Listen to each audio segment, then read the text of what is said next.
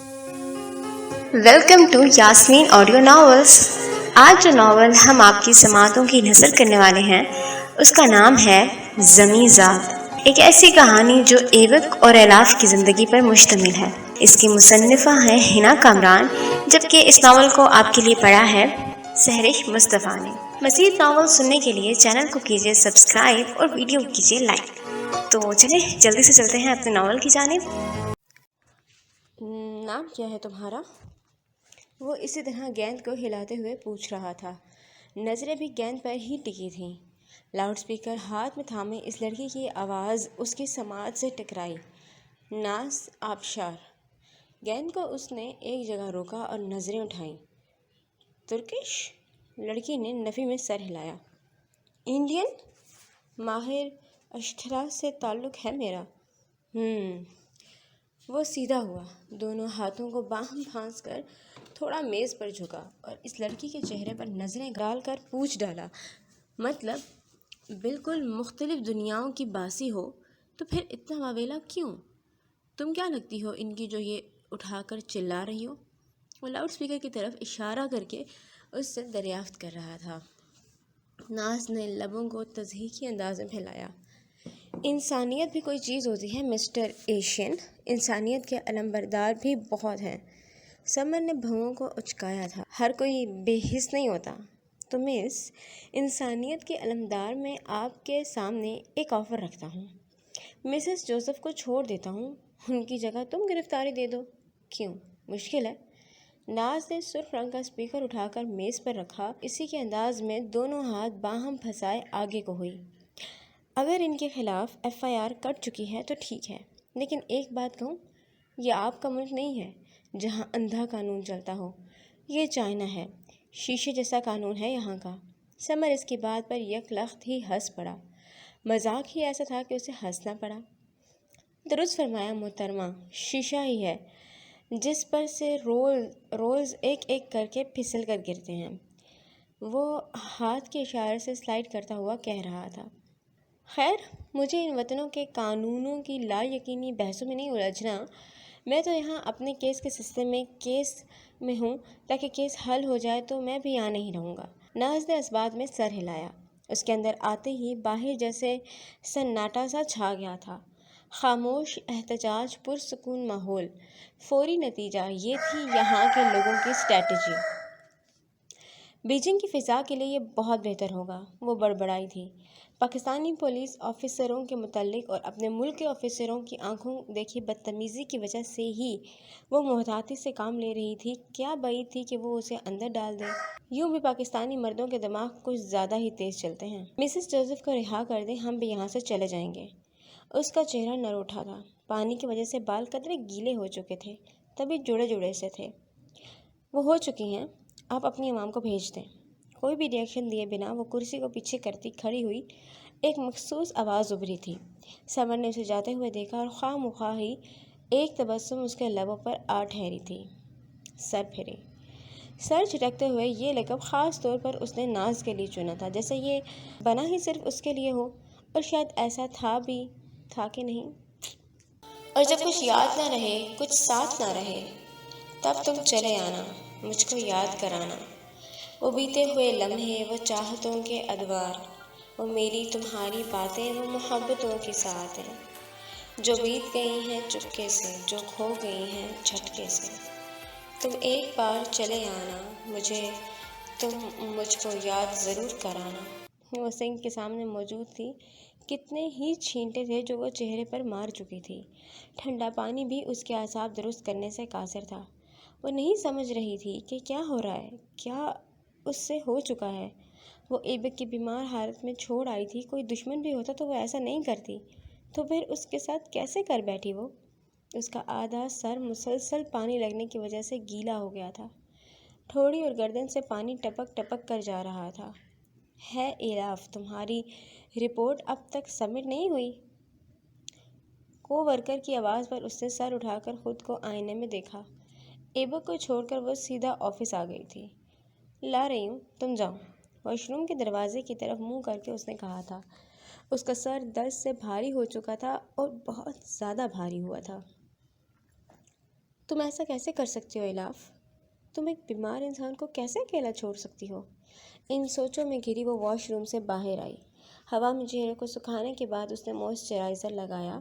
Light brown رنگ کی lipstick کو لبوں پر جگہ دیتے ہوئے وہ فائل کو اٹھا رہی تھی۔ فون کر کے معلوم کروں وہ کیسا ہے؟ کیا یہ فیصلہ صحیح ہے؟ غائب دماغی سے وہ کمرے سے باہر آئی۔ ایڈیٹر کو اپنی رپورٹ جمع کرانے کے بعد وہ واپس اپنے کیبن میں آ گئی۔ غفور صاحب نے اسے خطرناک کاموں میں ملوث ہونے سے روکا تھا۔ وہ خود بھی کوشش کر رہی تھی کوئی میس نہ پھیلے، لیکن اس سے یہ سب ہوتا جا رہا تھا اور وہ اس سب میں پھنستی ہی جا رہی تھی۔ مجھے اسے ایسے نہیں چھوڑنا چاہیے تھا۔ غلط کیا؟ غلطی کی تلافی تو بنتی ہے۔ وہ میز کی جانب آئی اور جھک کر گلوب کے پاس رکھا اپنا فون اٹھا لیا۔ مگر وہ ہے کون جس کے لیے میں تلافیاں کرتی پھروں؟ مجھے یہ نہیں کرنا چاہیے۔ اس سب سے اس کی جرأتیں اور بڑھ جائیں گی۔ فون کو میز پر رکھنے سے پہلے اس کے دماغ کے سوچ کا ایک اور کوندا لبکا تھا۔ اس نے آنکھیں بند کر کے کھولیں۔ لیکن اس ضمیر کا کیا کروں جو اپنی غلطی پر پشیمان ہے؟ گہرا سانس بھر کر اس نے سیل فون اٹھایا۔ ہر بار کی طرح ضمیر کی رہائی کا فیصلہ لمحے بھر میں ہوا تھا۔ اس نے ایبا کا نمبر ڈائل کیا اور لکڑی کی پالشڈ میز پر انگلی پھیرنے لگی۔ وہ جیکٹ کو شانوں پر سے جھٹکتے ہوئے پہن رہا تھا۔ جھک کر اس نے جوگرز میں پاؤں ڈالے اور والیٹ اٹھا کر جیب میں رکھ دیا۔ ابھی وہ بازوؤں کی زپ بند کر ہی رہا تھا کہ سائڈ ٹیبل پر رکھا اس کا موبائل فون گھوں گھوں کرنے لگا۔ کھڑے کھڑے اس نے سیل فون کی چمکتی اسکرین کو دیکھا جس پر لکھا نام اسے چونکا گیا تھا۔ جیکٹ کے کالر کو درست کرتے ہوئے اس نے کال ریسیو کی اور لاؤڈ سپیکر آن کر لیا کہ یہ وہ کال تھی جسے وہ قطعی اگنور نہیں کر سکتا تھا۔ زندہ ہوں اتنا تو اندازہ ہے، کال خیریت پوچھنے کے لیے کی ہوگی، اس لیے تم فکر نہیں کرو، ابھی جان نہیں چھوڑوں گا۔ گھڑی کو کلائی میں جگہ دیتے ہوئے وہ دبیر خاموشی کو توڑتے ہوئے کہہ رہا تھا۔ الاف کی آواز بخوبی اس تک پہنچ رہی تھی۔ تم درست ہو، میں نے اسی لیے کال کی تھی۔ تمہیں کیا ہو گیا تھا؟ براہ راست شاید یہ ان کی سالوں بعد ایک نارمل گفتگو تھی۔ ایبا کے لبوں کو مسکراہٹ نے چھوا۔ ہونٹوں کے کناروں کے قریب چھوٹے چھوٹے گڑھے پڑ گئے۔ زیادہ کچھ نہیں، بس کچھ یادیں ہیں جو آ کر حالت خراب کر جاتی ہیں، یا کچھ ایسے الفاظ جو دل کو زخمی کر دیتے ہیں۔ تمہارے الفاظوں نے بھی زخمی کیا تھا مجھے۔ اسپرنگ بالوں میں وہ انگلیاں چلاتے ہوئے کہہ رہا تھا۔ اس کا ماتھا کشادہ تھا اور شانے قدرے چوڑے تھے۔ ہمیں بات کرنی چاہیے۔ الاف کی طرف سے آئی پیشکش پر اس نے آواز کے ساتھ سامنے کی زپ کو سینے تک کھینچا اور بیڈ پر دونوں ہاتھ باندھے بیٹھ گیا۔ ہماری باتوں کے نتائج اچھے نہیں ہوتے، یہ چیز ہم فیس کر چکے ہیں، مگر پھر بھی اگر تم زور دیتی ہو تو مل لیتے ہیں۔ اپنی آواز پہچاننے کے بعد وہ اس کا منتظر تھا جیسے سالوں سے تھا اور شاید سالوں تک رہے بھی۔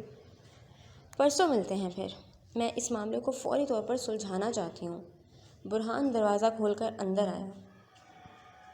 ایبک نے ایک نگاہ اس پر ڈالی اور پھر وہ شانے اچکا گیا۔ پرسوں نہیں، کل۔ ہم کل مل رہے ہیں، لاہور میں، کیونکہ اس کے بعد میرے بہت سے پلانز ہیں اور آج سے لے کر اگلے ایک ہفتے تک میں لاہور ہی رہوں گا۔ اگر یہ ممکن ہے تو تم لاہور آ جاؤ، لوکیشن تمہیں بھیج دوں گا۔ برہان لب کھولنے والا تھا جب ایبک نے ہاتھ کے اشارے سے اسے چپ رہنے کا کہا۔ وہ دونوں غفور صاحب کے مینشن میں جانے کے لیے بالکل تیار تھا۔ وہاں الاف ہوگی یا نہیں یہ ایبک نے نہیں سوچا تھا۔ ہاں، اسے منظر سے غائب کرنے کے لیے اس کے پاس اچھا پلان تھا۔ چونکہ وہ پلان ضائع گیا، اس لیے پلان بی جب چل کر خود آیا تھا تو وہ اس پر عمل کیوں نہ کرتا؟ یعنی کہ لاہور؟ کچھ دیر بعد اس کی پرسوج آواز گونجی۔ برہان نے سیاہ پینٹ شرٹ پہنی ہوئی تھی، ہاتھ میں اس کے بلو بیلز کے بکے تھے اور بلو بیلز الاف کو بہت پسند ہیں۔ یہ بات فقط ایبک جانتا تھا، برہان نہیں۔ اسے تو یہی لگ رہا تھا کہ انیشا کو ان پھولوں سے اٹیچمنٹ ہے۔ اگر اسے حقیقت کی بھنک بھی لگ جاتی تو واللہ وہ انہیں نہیں خرید۔ ٹھیک ہے، پھر ملتے ہیں۔ یوں بھی مجھے بھی کام تھا لاہور میں، تو مجھے لوکیشن سینڈ کر دینا، اوکے؟ سپر، پہنچ کر اپنی تصویر ضرور بھیجنا۔ الاف اس کی بات پر بد کی۔ تصویر؟ وہ کیوں بھیجوں؟ کیا تم نہیں جانتے یہ گناہ ہے؟ محترم، فقط سود لینے یا دینے والے جہنم کی آگ میں نہیں جلیں گے، نامحرم کی تصویر لینے اور دینے والے بھی آگ میں جلیں گے، اور اتنے عبرتناک جلیں گے کہ پناہ ہے بس۔ ایبک نے بھویں اچکائیں، جانے کیوں اس کی بے بھی آواز میں اسے کوئی یاد آیا تھا۔ زندگی کی آگ مجھے لگتا ہے جہنم کی آگ سے زیادہ جلندار ہے۔ خیر، میں تو تصدیق کے لیے کہہ رہا تھا، مجھے بالکل بھی شوق نہیں ہے نامحرموں کی تصویر سے اپنے فون کو بھرنے کا۔ اللہ حافظ۔ فون بند ہو چکا تھا۔ برہان فون کے بند ہونے کے بعد کے 1 سیکنڈ بعد ہی اس پر برس پڑا۔ یہ تم کیا کر رہے ہو؟ ایک طرف انیشا کے ساتھ رشتہ جوڑنے کی بات کر رہے ہو اور دوسری طرف الاف کے ساتھ میٹنگز کر رہے ہو، کیا چاہ رہے ہو آخر؟ وہ کھڑا ہوا تھا، خود پر سپرے کیا اور آئینے میں اس سڑو کا عکس دیکھنے لگا جو اس وقت کچھ زیادہ ہی سیخ پا لگ رہا تھا۔ ایبک اس کی شکل دیکھ کر مسکرا دیا۔ تم پریشان تھے نا کہ اگر وہاں ہمیں الاف نے دیکھ لیا تو کیا ہوگا؟ کس طرح مینیج کریں گے؟ دیکھ لو، اللہ نے راستہ نکال دیا ہے۔ وہ اس وقت پلین میں ہوگی جب ہم اسے گھر ڈنر کر رہے ہوں گے۔ راستے اسی طرح بنتے ہیں میرے بھائی۔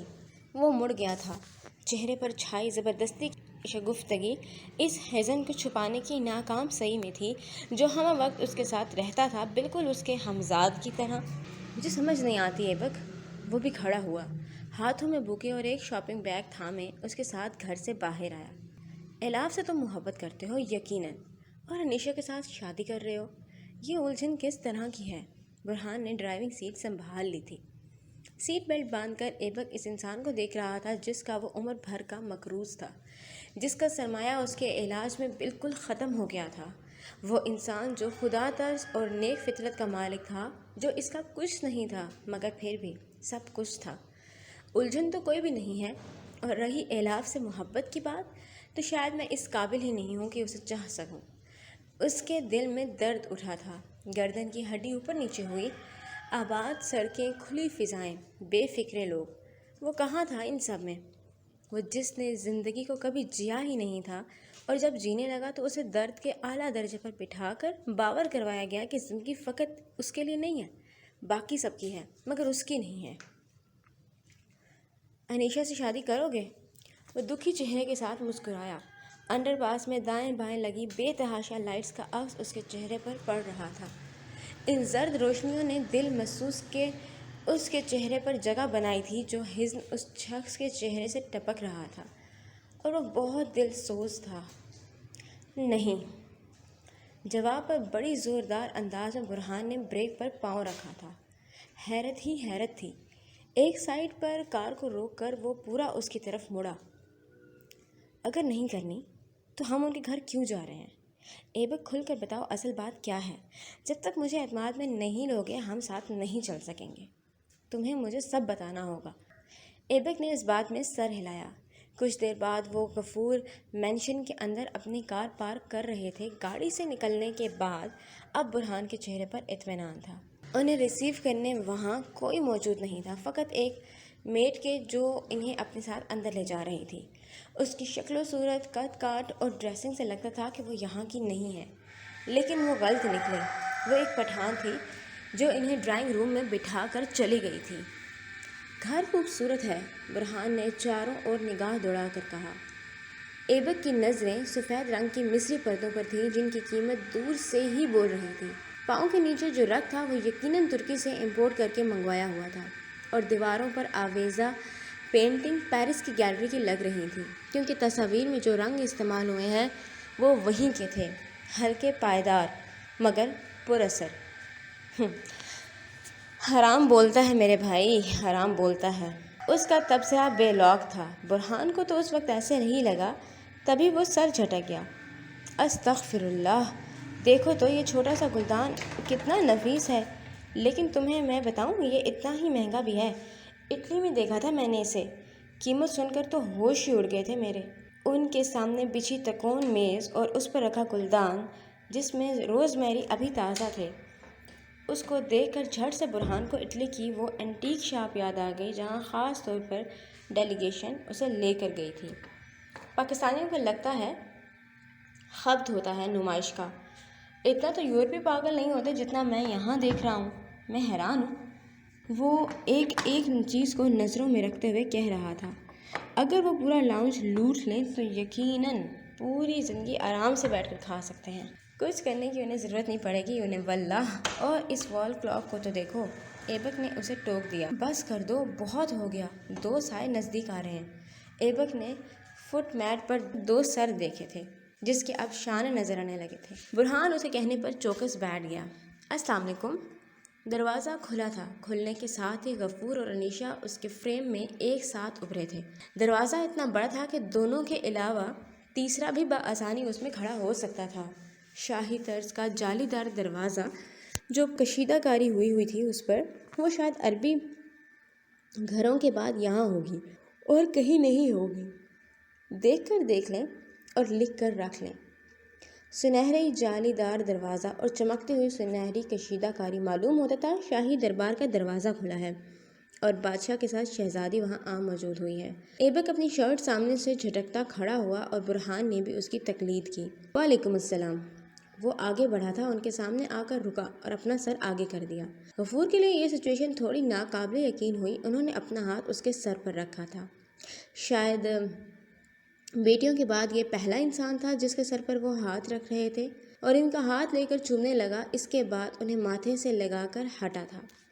تمہاری صورت بتا رہی ہے تم بغداد سے ہو۔ وہ مسکرا کر پیچھے ہٹا۔ برہان نے فقط مسافے سے کام چلایا تھا، اس نے یہ نو ٹنکیاں نہیں ہوتی تھیں اس سے۔ رسم و رواج سے بھی اندازہ لگایا ہوگا آپ نے۔ ہمارے ہاں بڑوں کی دعائیں زندگی سہل کر دیتی ہیں۔ یہ الگ بات ہے کہ میرے نصیب میں ان کی دعائیں نہیں ہیں۔ وہ سب آمنے سامنے صوفوں پر بیٹھ گئے تھے۔ انیشا ظاہر سی بات ہے غفور کے ساتھ بیٹھی ہوئی تھی۔ اس کے ہاتھ میں بلو بیلز کا بکے تھا جسے شکریہ ادا کرتے ہوئے اس نے ایبک کے ہاتھ سے تھام لیا تھا۔ برہان نے شاپنگ بیگ غفور صاحب کو تھمایا تھا۔ اسے اب سمجھ آ رہی تھی کہ ایبک نے اتنا مہنگا ایش ٹرے کیوں خریدا تھا۔ یہاں کی عمارت دیکھ کر اسے ایبک کے گفٹ کی قیمت پھر بھی کم ہی لگی تھی۔ تمہارے والد صاحب کیا کرتے تھے؟ مطلب کیا وہ بغدادی تھے؟ اس نے نفی میں سر ہلایا، تھوڑا سا آگے جھک کر بیٹھا اور اس جوس کو نظر انداز کرنے لگا جو ابھی بھی میڈ رکھ کر گئی تھی۔ اسے پینے میں دلچسپی نہیں تھی، اس لیے اس نے گلاس نہیں تھاما تھا۔ میرے والد صاحب سلطان حسین ایک پاکستانی مرد تھے۔ انیشا اور غفور سلطان نام پر چونکے۔ یہ تو اس کا نام تھا، کیا نہیں تھا؟ وہ یہاں سے پہلے ترکی گئے تھے، وہاں ان کے کچھ بغدادی دوست بنے جن کے ساتھ وہ ان کا ملک گھومنے چلے گئے تھے۔ اس کے بعد وہاں وہ میری ماں سے ملے، دونوں کی انڈرسٹینڈنگ ہوئی اور پھر انہوں نے شادی کر لی۔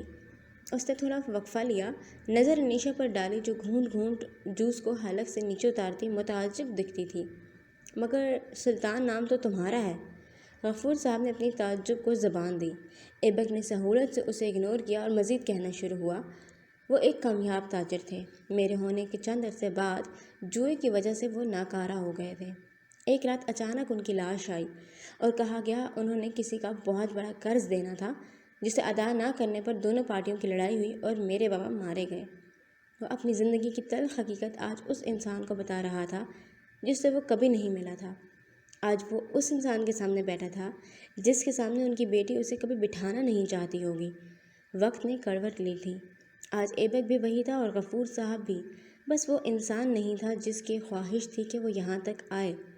لاؤنج کی گرم دیواروں، سانسوں، جوس کو نگلنے اور پلک جھپکنے کے علاوہ بھی کسی اور کی آواز سن رہی تھی۔ وہ کوئی اور ایبک تھا جو مزید کہہ رہا تھا، مگر تمہارا نام سلطان کیسے ہے اگر یہ تمہارے والد کا ہے تو؟ غفور صاحب زور سے بولے تھے۔ میری ایک بہن بھی تھی ادا، ہم دونوں ساتھ بڑے ہوئے تھے۔ بہت سٹرگل کی تھی ہم دونوں نے۔ ہماری ماں حالات کی تنگی اور محبوب شوہر کو چھوڑ جانے کی وجہ سے اپنا دماغی توازن کھو بیٹھی تھی۔ میری بہن اور میری بہت خواہش تھی کہ وہ جلد ٹھیک ہو جائیں، لیکن ایسا نہیں ہو سکا، ان کا قتل کر دیا گیا۔ غفور صاحب کو اچھو لگا تھا۔ انیشا کے ہاتھ سے بکے پھسل کر قدموں میں جا گرا۔ برہان نے ایبک کا ہاتھ تھام کر اسے روکنا چاہا، مگر وہ رکا اور نہ ہی اسے رکنا تھا۔ ان کا قتل پاکستان میں ہوا تھا، یہیں۔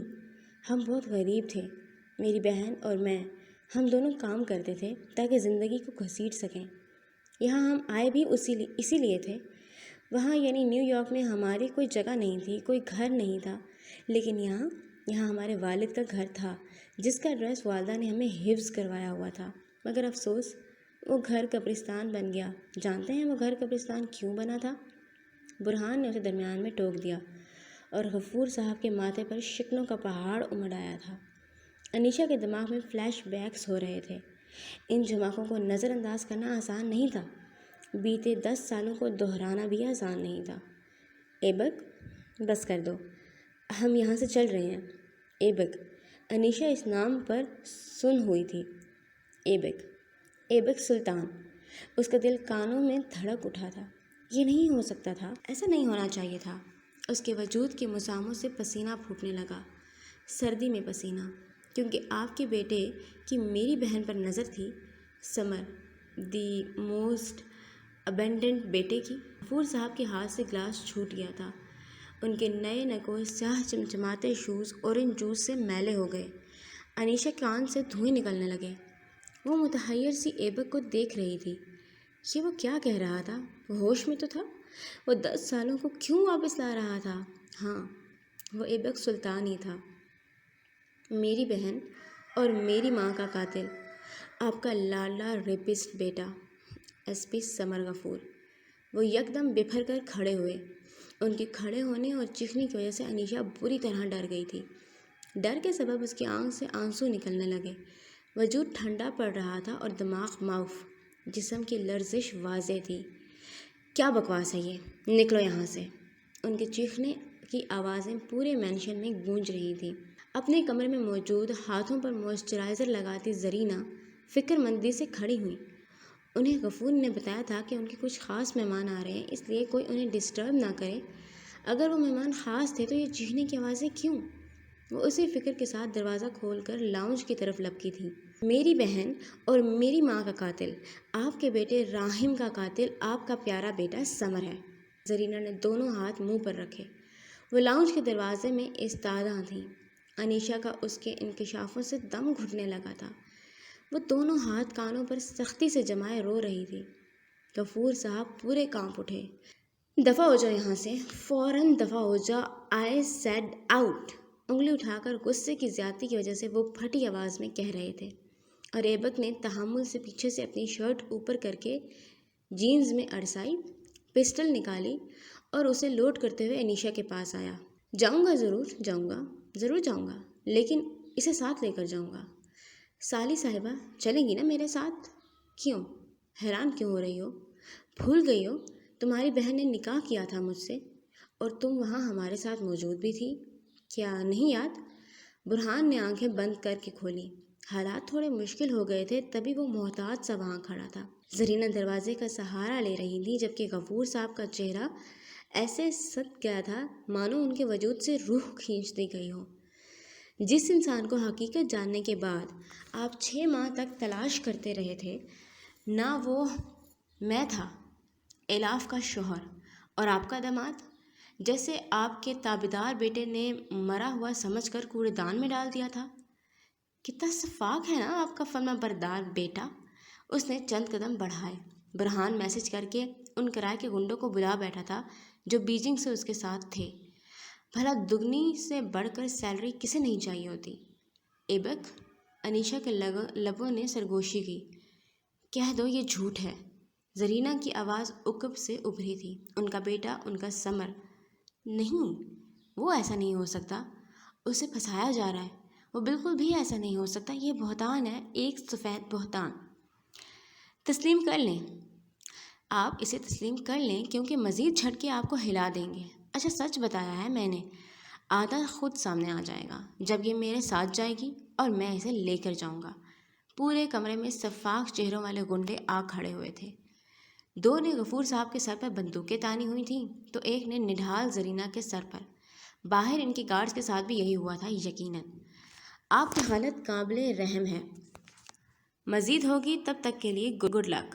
غفور صاحب پر ایک استہزائی نظر ڈال کر وہ بت بنی انیشا کو اپنے ساتھ وہاں سے لے گیا تھا۔ ان کے جانے کے کافی دیر تک زرینہ اور غفور یوں ہی کھڑے رہے تھے۔ ایک قیامت تھی جو اس مینشن پر آ گری تھی، مگر وہ اس کے اثرات کو زائل کرنے سے قاصر تھے، کیونکہ وہ خود ہی اس کے اثرات تھے۔ خود کو بھلا کون ختم کرتا ہے؟ شاہیل نے آخری فائل پر سرسری نظر دوڑائی۔ سب ٹھیک تھا۔ تبھی اس نے فائل کو بند کر کے پرے کھسکایا۔ کرسی کی بیگ پر وزن ڈالنے کے بعد وہ آنکھیں بند کر رہا تھا۔ باہر خاصی خنکی پھیلی ہوئی تھی۔ لیکن اس کے آفس کا ماحول پرسکون تھا۔ سینٹرل ہیٹنگ کے باعث وہاں گرمی کا نام و نشان بھی نہیں تھا، لیکن پھر بھی اس کا دل بوجھل ہو رہا تھا۔ کیوں؟ یہ بات وہ خود بھی نہیں جانتا تھا۔ ناصر، میرے لیے ایک کپ کافی لے کر آؤ۔ انٹرکام بند کرنے کے بعد وہ اپنے ماتھے کو مسل رہا تھا۔ گزشتہ کچھ دن خاص دقت آمیز رہے تھے اس کے لیے۔ جس کیس میں وہ ہاتھ پھنسا بیٹھا تھا وہ بہت مشکل لگ رہا تھا۔ ایک رئیس کا کیس تھا جس کے بیٹے نے قتل کر دیا تھا، اور جس کا کیا تھا، وہ بھی کوئی عام انسان نہیں تھا، ایک جانا مانا مشہور بزنس مین تھا جس کا قتل کیا گیا تھا۔ وہ چاہے جتنا بڑا بھی بزنس مین ہوتا، شراحیل کے آگے نہیں ٹک سکتا تھا۔ اس نے جیسے تیسے کر کے لے دے کر اس معاملے کو رفع دفع کر دیا، لیکن ہاں، اس سب میں اس کے اعصاب کافی چٹک گئے تھے۔ موم کی کال آئی تھی، وہ اسے کچھ عرصے کے لیے ٹورنٹو بلا رہی تھیں۔ وہ جانا چاہتا تھا، تبھی اس نے اپنی فلائٹ کنفرم کروا لی تھی۔ سر، آپ سے ملنے کوئی خاتون آئی ہیں۔ وہ کافی کے ذریعے اپنے کسے اعصاب کو ڈھیلا کر رہا تھا جب اس کا منشی اندر آ کر اسے اطلاع دے گیا۔ گہرا سانس بھرتے ہوئے اس نے کرسی کی بیک کو چھوڑا اور سر ہلاتے ہوئے بولا، انہیں اندر بھیج دیں۔ کچھ دیر بعد ایک ادھیڑ عمر عورت اس کے کمرے میں داخل ہو رہی تھی۔ شراحیل نے انہیں نہیں پہچانا تھا، شاید وہ کلائنٹ ہو۔ وہ انہیں اپنی تھکی ہوئی آنکھوں کے ساتھ دیکھ رہا تھا۔ اس نے بیٹھنے کا اشارہ کیا، جس پر وہ عورت کچھ جھجکتے ہوئے بیٹھ گئی تھی۔ وہ مکمل طور پر ان کی جانب متوجہ ہوا۔ جی کہیے۔ وکیل صاحب، مجھے اپنے شوہر سے خلا چاہیے۔ شراحیل نے بھویں اچکائی تھیں۔ دکھنے میں وہ عورت مڈل کلاس لگ رہی تھی۔ اس کے بولنے کا انداز، اس کے کپڑے ظاہر کر رہے تھے کہ وہ عام سی گھریلو عورت ہے جو کہ لگ بھگ 38 برسوں کی ہے۔ آنکھوں کے اور ہونٹوں کے کناروں پر جھریاں، کہیں کہیں بالوں میں چھلکتی چاندنی اور فرہبی مائل وجود اس کے حالات کا پتہ دے رہا تھا۔ خلا کی وجہ اسے سمجھ نہیں آ رہی تھی۔ عموماً تو اس طرح کے کیسز میں وہ میٹنگ کے لیے وقت دیا کرتا تھا، لیکن سامنے بیٹھی عورت کے چہرے کا دکھ اور آنکھوں کی ویرانی نے اسے ایسا کرنے سے روک دیا۔ وہ بھول گیا تھا کچھ گھنٹوں بعد اس کی فلائٹ ہے اور اس سے پہلے اسے غفور مینشن بھی جانا ہے۔ ظاہر ہے یہاں آپ کسی وجہ سے آئی ہیں، لیکن وہ وجہ خلا ہوگی، سمجھا نہیں؟ یعنی آپ مجھے کوئی ٹھوس وجہ بتائیں جس کی وجہ سے یہ آپ کی فیصلہ کر چکی ہیں۔ آپ کے بچے تو ہوں گے یقیناً۔ کافی مگ میں تھوڑی سی کافی بچ گئی تھی۔ اس نے سیاہ سادہ کوسٹر کے اوپر سے اسے رکھا اور دونوں ہاتھ باہم پھنسا کر اس عورت کو سننے لگا جو کہہ رہی تھی، میرے شوہر کو میں پسند نہیں ہوں۔ انہیں 40 کی عمر میں بھی اپنے ساتھ ایک لڑکی چاہیے۔ میں ویسی نہیں رہی، اس لیے اب روز لڑائیاں ہوتی ہیں۔ وہ مجھے مارتے نہیں ہیں لیکن اس سے زیادہ زخم دیتے ہیں۔ لفظ اتنے سخت ہوتے ہیں کہ مجھے لگتا ہے میں مر جاؤں گی۔ وہ رونے لگی تھی۔ یہ ایک فیملی کیس تھا اور زیادہ تر کرمنل کیسز میں وہ دلچسپی رکھتا تھا۔ اس طرح کے کیسز کم ہی ڈیل کرتا تھا، لیکن کہا نا، اس عورت سے نہ جانے کیوں اسے ہمدردی محسوس ہونے لگی تھی، جس کی بنا پر وہ اسے سن رہا تھا۔ وہ اب پانی کا گلاس پیش کر رہا تھا۔ وہ گلاس اس کے ہاتھ سے تھام کر گھونٹ گھونٹ پانی حلق سے نیچے اتارنے لگی، مانو اسے بڑی دقت ہو رہی تھی پانی پینے میں، اور اسے تھی بھی۔ اس کا کئی عورتوں کے ساتھ تعلق ہے، لاتعداد بار وہ پتہ نہیں کس کس کو گھر لا چکے ہیں۔ کل رات بھی اس نے اپنا جملہ درمیان میں چھوڑا۔ حلق میں اٹکتا درد کا گولا اسے بولنے سے روک گیا تھا۔ شراحیل کو اس کے لیے برا لگا۔ آپ کے بچے ہیں؟ اس نے پھر سوال کیا تھا۔ عورت نے نم آنکھیں اٹھا کر اسے دیکھا اور نفی میں سر ہلایا۔ نہیں، اور اچھا ہی ہوا کہ اللہ نے اسے محروم رکھا۔ ایسے لوگوں کو اولاد راس نہیں آتی۔ اس کے لہجے میں دکھ ہلکورے لے رہا تھا۔ شراحیل نے ٹیشو پیپر باکس اس کے آگے کیا۔ آپ کو بھی اسی دکھ نے کھایا ہے، ورنہ جس ملک میں میں رہتا ہوں وہاں آپ کی عمر کی کنواری لڑکیاں ہوتی ہیں، چست اور چنچل۔ میری مانے یہ گناہ نہ کریں۔ طلاق ایک ناپسندیدہ فعل ہے۔ طلاق یافتہ عورتوں کی یہاں کیا حیثیت ہے، یہ بات آپ مجھ سے زیادہ اچھی طرح جانتی ہیں۔ پلیز آپ کوشش تو کریں نبھانے کی۔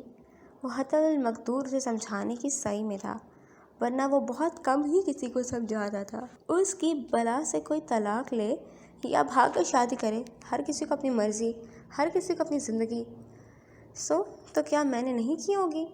گزشتہ 20 سالوں سے میں نباہ کی کوشش کر رہی ہوں، لیکن اب تھک چکی ہوں۔ اس عورت کے نقوش اچھے تھے، بس حالات اور اولاد کے دکھ نے اسے جلد بوڑھا کر دیا تھا۔ اگر وہ تھوڑی سی پالش ہو جائے تو یقیناً اس کا شوہر بد فطرتی نہیں کرے گا۔ کیا آپ کے شوہر شروع سے ہی ایسے تھے؟ عورت نے پھر سے نفی میں سر ہلایا۔ وہ تلخ تھے، لیکن یہ کام گزشتہ 4 سالوں سے کر رہے ہیں۔ اسرائیل کے لبوں نے پہلی بار مسکان کو چھوا۔ بس اس نے طے کر لیا تھا کہ وہ ان دونوں کی طلاق نہیں ہونے دے گا۔ ٹھیک ہے، پھر میں اپنی سیکرٹری کو کہہ دیتا ہوں، وہ آپ کو گروم کر دیں گی۔ آپ کو 3 ماہ تک ہمارے ساتھ تعاون کرنا ہوگا۔ اس کے بعد بھی آپ طلاق لینا چاہیں گے یا آپ کا شوہر اپنی حرکتوں پر قائم رہا تو میں آپ کا کیس درج کر لوں گا۔ وہ کرسی پیچھے کھسکا کر کھڑا ہوا اور اس کی بیک پر رکھا کوٹ اٹھا کر پہننے لگا۔ میری کیا فیس ہوگی وکیل صاحب؟ اس نے فوراً ماننے سے اسرائیل کو اندازہ ہوا وہ خود بھی دل سے خلا نہیں چاہتی تھی۔ اسرائیل نے کالر جھٹکتے اسے دیکھا اور پھر ہلکا سا مسکرایا۔ دعا، یک لفظی جواب دے کر وہ اسے کراس کرتا نکلا تھا۔ عورت نے مڑ کر اسے دیکھا۔ اس کی آنکھیں مزید پانیوں سے بھر گئیں۔ اپنے مخصوص لباس میں ہاتھ میں بریف کیس تھامے وہ جلدی کچہری کی سیڑھیاں اترتا ہوا دائیں جانب مڑا۔ پارکنگ لاٹ میں آ کر اس نے دور سے ہی گاڑی کو ان لاک کیا تھا۔ ابھی وہ سیٹ بیلٹ باندھ ہی رہا تھا کہ الاف کی کال اس کے سیل فون میں آنے لگی اور وہ مسکرا دیا۔ کہو، کیسے یاد کیا آج مجھے تم نے؟ کار کو ریورس کرنے کے بعد وہ اسے مین روڈ پر لے آیا تھا۔ دھوپ آج تیز تھی مگر بھلی تھی۔ لاہور جا رہی ہوں میں، 2 دن بعد آؤں گی۔ سوچا تمہیں بھی بتا دوں، کبھی پریشان ہوتے پھرو گے۔ اسرائیل کے معدے میں خوشی کی تتلیاں یہاں وہاں منڈلا اٹھیں۔ یہ احساس جو تھا انوکھا تھا۔ یعنی تمہیں یقین ہو گیا میں تمہارے لیے پریشان ہوتا ہوں؟ وہ مسکرا رہا تھا۔ اس کی مسکراہٹ آواز میں بھی گھلتی تھی۔ الاف سمجھ گئی، تبھی سر جھٹک کر بولی، مجھے تو تب سے یقین ہے جب سے تم نے انگوٹھی پہنائی تھی۔ وہ خوش ہے؟ چلو اور کر دیتے ہیں۔ یوں بھی اس کا فیوچر ہسبینڈ تو وہی ہے۔ کچھ نہیں ہوتا اگر وہ اس طرح کی چھوٹی موٹی بات کر دے تو۔ بس کر دو میڈم، ہارٹ اٹیک دلوانا ہے کیا؟ یو ٹرن آیا تھا، وہ گاڑی کو موڑ کر 1 وے پر لے آیا۔ اس کا رخ چاچو کے گھر کی جانب تھا۔ ویسے آج یہ عنایتیں کس لیے ہو رہی ہیں مجھ پر؟ کہیں اس عورت کے دل سے نکلی دعاؤں کا اثر تو نہیں؟ اگر ایسا ہوا تو واللہ میں نے چیریٹی چیمبر کھول لینا ہے۔ کیوں؟ کیا پہلے کبھی میں نے ایسی بات نہیں کی؟ اس نے انڈیکیٹر لگا کر اشارہ دیا۔ مڑنے والا تھا کہ یہاں سے بس 2 اسٹریٹ بعد ہی وہ گھر تھا جہاں اسے جانا سب سے زیادہ پسند تھا۔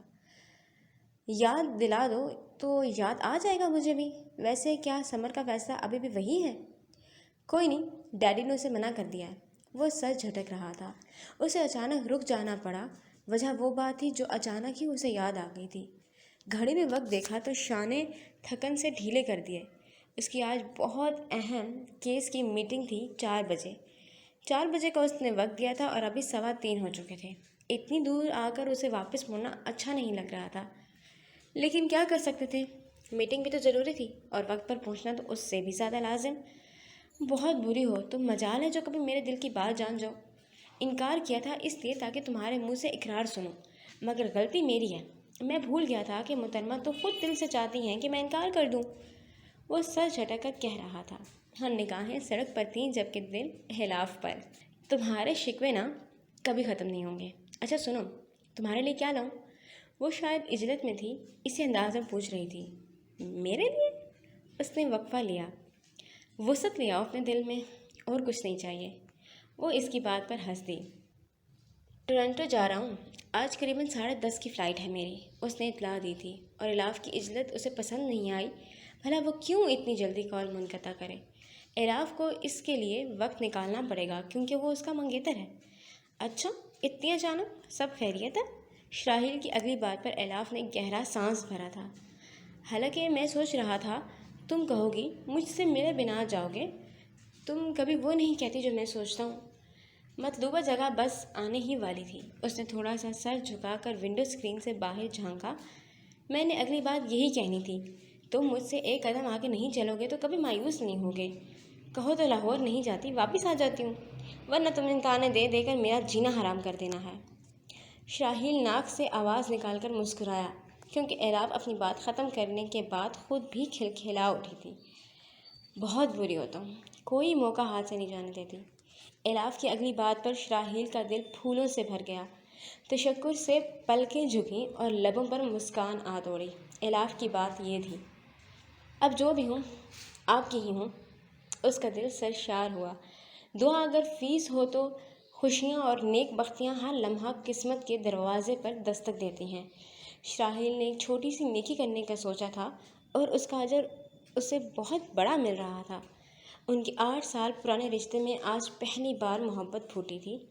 آج پہلی بار اعلاف کی طرف سے اسے خوشی ملی تھی۔ میری خوش بختی ہے، خوشی سے مغلوب لہجے میں کہا۔ اعلاف کے ساتھ اچھی گفتگو کرنے اور کامیاب میٹنگ کے بعد وہ قریباً 9 بجے فارغ ہوا تھا۔ اب بس 1-1.5 گھنٹے بعد اس کی فلائٹ تھی۔ اس سے پہلے اسے چاچو سے ضرور ملنا تھا، تبھی وہ فریش ہونے کے بعد کپڑے بدل کر ان کی گھر کی اور دوبارہ روانہ ہو گیا۔ جانتا تھا اب تک اعلاف لاہور پہنچ گئی ہوگی۔ کوئی نہیں، یہ ایک طرح سے اس کے لیے اچھا بھی ہے، ماحول بدلے گا، اس کا موڈ بھی بدلے گا۔ وہ ان کے گھر کے قریب پہنچا، گیٹ کھلا ہوا تھا۔ اس کے ماتھے پر بل آ سمائے۔ چوکیدار کہاں ہے؟ اس نے گاڑی گیٹ کے اندر ڈالی۔ پورچ میں کار کو لے جانے سے پہلے ہی وہ زخمی چوکیدار کو دیکھ چکا تھا۔ گارڈز کی حالت بھی یہی تھی۔ وہ عجلت میں کار سے باہر آیا اور زخمی گارڈ کی سمت لمکا۔ اوہو، کیا ہوا ہے تمہیں؟ کون آیا تھا یہاں؟ وہ اس کی گال تھپتھپاتے ہوئے پوچھ رہا تھا، جو نیم بے ہوش سا تھا۔ انہیں زیادہ چوٹ نہیں پہنچائی گئی تھی، ہاں صاف دیکھتا تھا کہ وہ کسی ایسے انجیکشن کا شکار ہوئے ہیں جس سے ان کی قوت کو سلب کر لیا تھا۔ وہ ادھوئے سے وہاں پڑے تھے۔ شاہیل انہیں چھوڑ اندر کی طرف دوڑا۔ لاؤنج عبور کرنے کے بعد وہ آوازیں لگاتا ہوا آگے بھاگ ہی رہا تھا کہ ڈرائنگ روم کے باہر ایستادہ زرینہ کو دیکھ کر ٹھٹک گیا۔ وہ بے قراری سے ان کی طرف مڑا۔ یہ سب کیا ہے؟ وہ ان کے نچڑے ہوئے چہرے پر نگاہ ڈالے پوچھ رہا تھا۔ اس کا روم روم سراپا سوال تھا۔ غفور صاحب تو گویا ایسے بیٹھے تھے جیسے مومی مجسمہ ہوں، اور وہ کیا تھے؟ شاید ہاں، جو ٹھوکر دل کو لگی تھی اس نے انہیں بت بنا دیا تھا۔ اب تو یہ بت شکن کا کام تھا کہ وہ اسے توڑے اور اس میں سے وہی پرانے والے غفور کو نکال دے۔ لیکن کیا بت شکن کر پائے گا یہ؟ ثمر اس قابل رہا ہے اب؟ یقیناً نہیں۔ کیا ہوا ہے؟ سب ٹھیک ہے؟ خدا را کچھ تو بولیں، میں بہت پریشان ہو رہا ہوں۔ زرینہ نے ہچکی بھرتے ہوئے آنسوؤں کو گالوں پر سے صاف کیا اور آئی بال اس کی طرف گھمائیں، جو کبھی ان پر تو کبھی غفور صاحب پر نظر ڈال رہا تھا۔ انسان کو اس کے اعمالوں کا حساب دینا پڑتا ہے۔ زرینہ سے پہلے غفور کی آواز ڈرائنگ روم کی خاموشی میں اتری تھی۔ شاہیل بھووں کو آپس میں ملا کر انہیں سن رہا تھا، جو مزید کہہ رہے تھے، کچھ کو آخرت میں تو کچھ کو دنیا میں۔ خاموشی دبیز خاموشی، دل خراش چیختی چنگھاڑتی روتی کر لاتی خاموشی۔ بہت سالوں پہلے جب میں نے کئی ناانصافیاں کیں، کئی غلط فیصلے کیے، جب بے تحاشا لوگوں کی زندگیاں اپنے انصاف کے ہتھوڑے تلے کچل دیں، ان کی آہوں کو جوتوں تلے رون دیا، ہاں تبھی کی بات ہے۔ میرا بیٹا مرا تھا، میرا ارحم کا قتل ہوا تھا۔ شاہیل ناسمجھی سے اپنے اتنے 100 فٹ اسپوکن اور کنٹرولڈ انکل کو یوں ٹوٹتے ہوئے دیکھ رہا تھا جیسے وہ بھری مٹی ہوں، اور وہ تھے بھی تو صحیح۔ وہ کیا ہر انسان بھری مٹی سے تو بنا ہے؟ کچھ ریت کے ٹیلے کی مانند، جو ہلکی سی ضرب سے، ہلکے سے جھٹکے سے سیکنڈز میں زمیں بوس ہوتا ہے اور پھر اسی کا ہو کر رہ جاتا ہے، جس سے بقا ہوئی اسی میں فنا بھی۔ میری بیٹی پاگل ہوئی تھی۔ دنیا کہتی تھی یہ اب کبھی نارمل نہیں ہوگی۔ کیوں؟ کیونکہ میرے گناہ کے بوجھ تلے اس کا دماغ دب کر رہ گیا تھا۔ وہ رو دیے تھے، وہ اونچے پورے مرد اولاد کے غم میں رو دیے تھے۔ وہ اولاد جو ان کے وجود کا حصہ تھی، جو ان میں سے تھی اور ان میں ہی رہ گئی۔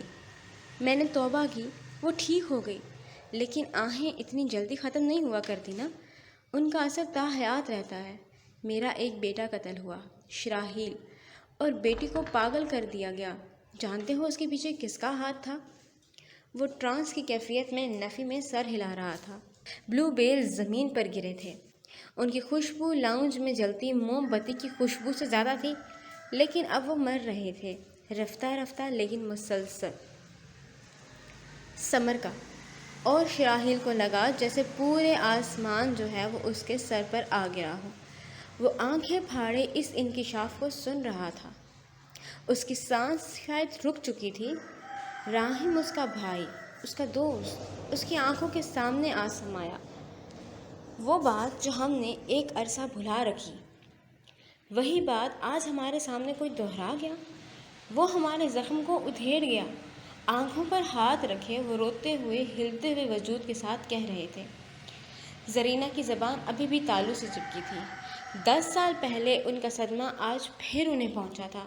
ان کی آنکھوں میں گزشتہ 10 سال پہلے کے مناظر تھے، وہ 10 سال جنہیں ان کے پیارے راحم نے چھوٹے چھوٹے کلپس کی صورت میں قید کیا ہوا تھا، وہ لمحات جن میں وہ جیتا تھا، ہنستا تھا، مسکراتا تھا، ان کا پیارا راحم۔ دل خراش 10 سال۔ وقت نے کروٹ بدلی اور ماضی کی چادر خود پر تان لی۔ وہ ماضی جو حسین بھی تھا اور ظالم بھی، کمال بھی تھا اور وبال جان بھی۔ وہ ماضی جو راحم اور ادا کا تھا، وہ ماضی جو ایبک اور ایلاف کا تھا، وہ ماضی جس کا ولن سمر تھا۔